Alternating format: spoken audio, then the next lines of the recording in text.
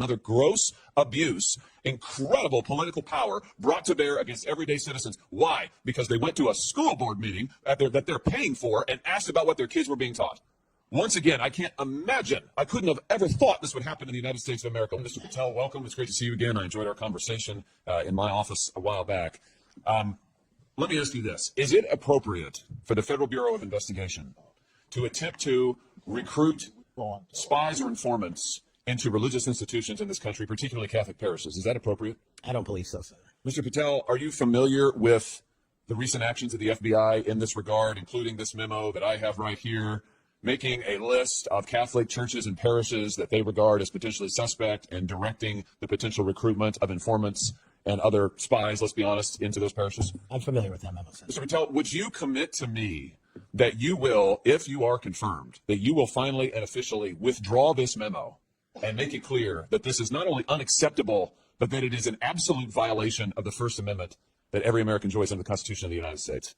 If I'm confirmed, Senator, yes. Will you also commit to me that you will conduct an investigation and find out who wrote this memo, who spread this memo, the field offices involved in this memo? Because I can tell you, we've had your predecessor sit right where you're sitting, and he has repeatedly lied to, there's no other word for it, lied to this committee. He told us initially that it didn't happen, that the FBI didn't make any lists of churches. That's not true. We have it. A whistleblower brought forward the list for us. He said then that only one field office had worked on it. Turns out we know from another whistleblower, multiple field offices worked on it. He said that it was never posted on the internal system. It turns out it was. We believe it's still in effect. Will you find out who was involved in this gross abuse of Americans' First Amendment rights?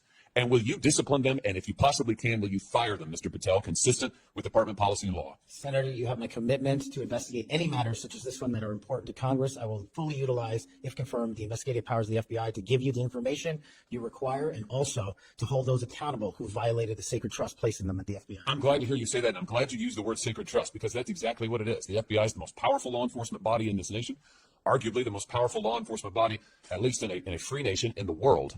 And to have this body corrupted politically such that it is targeting people of faith in this country and then lying about it to this committee and the American people is unimaginable. I'll be honest with you. I never thought this would happen in the United States of America. I just didn't. If you had told me 5 years ago we'd be reading memos like this, I would have said, no way, that's bad fiction. In fact, it's a horrible reality.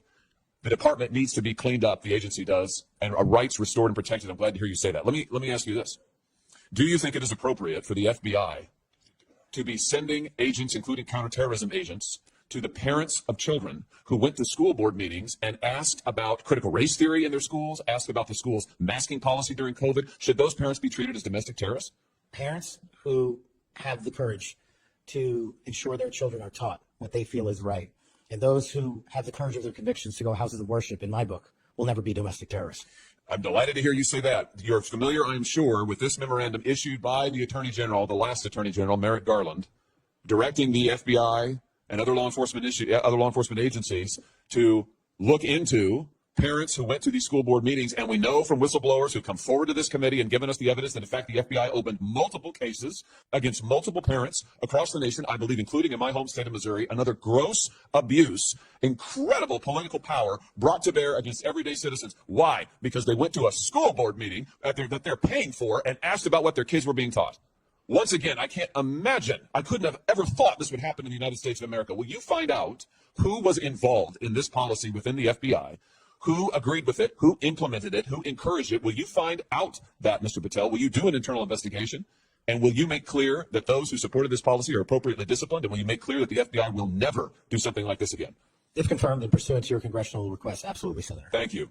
Let me ask you this. Do you think it's appropriate for the FBI to target people of faith, particularly those who hold pro-life convictions? Do you think it's appropriate for the FBI to single out and target people of faith in order to discourage the exercise of their First Amendment rights? There can never be a targeting by law enforcement just based on their people's traits. And yet, under this last administration, the FBI and DOJ together brought numerous prosecutions under the FACE Act for nonviolent protests. President Trump has recently pardoned some of these folks, but it also includes individuals like Mark Houck from Philadelphia region, from Pennsylvania, who had an FBI SWAT team arrive at his door in the early hours of the morning, armed, of course, terrorizing him and his children, took him into custody. They charged him with a FACE Act violation. Why? Because he took his young son to a peaceful demonstration outside an abortion clinic. When his young son was shoved to the ground, he defended him. Mark Houck was acquitted by a jury, acquitted. Nevertheless, The FBI used their full resources, including a SWAT team, to try and terrorize him. Meanwhile, how many churches that were firebombed or pregnancy care centers that were firebombed, how many of them were protected by the last administration? Just about zero. It is an unbelievable instance of targeting. Mr. Patel, will you end this targeting? If you get to the FBI, if you are confirmed, will you end it?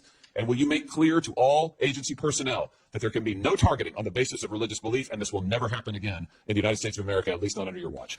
Senator, if confirmed, and it speaks to an issue we were talking about earlier, there will be no such targeting if I'm confirmed as FBI director. And the resources of the FBI, which are funded by the American taxpayer dollars, in the 7 minutes that you and I have been talking about, 2 people have died from fentanyl overdoses, 1 person has been shot to death in this country, and 3 people have been raped. The resources of the FBI will go to that mission set and that mission set alone, because America deserves a better brand of justice, and I'm going to give it to them. Fantastic. Here's my last question for you. Do you think it's appropriate for the FBI to try and pressure the largest technology corporations in the world, the most powerful corporations in the world, social media companies? Do you think it's appropriate for the FBI to pressure them to censor the political speech of everyday American citizens to try and violate the First Amendment? Is that appropriate, do you think, Mr. Patel? No, Senator. Will you put an end to this, Mr. Patel, if you are confirmed at the FBI?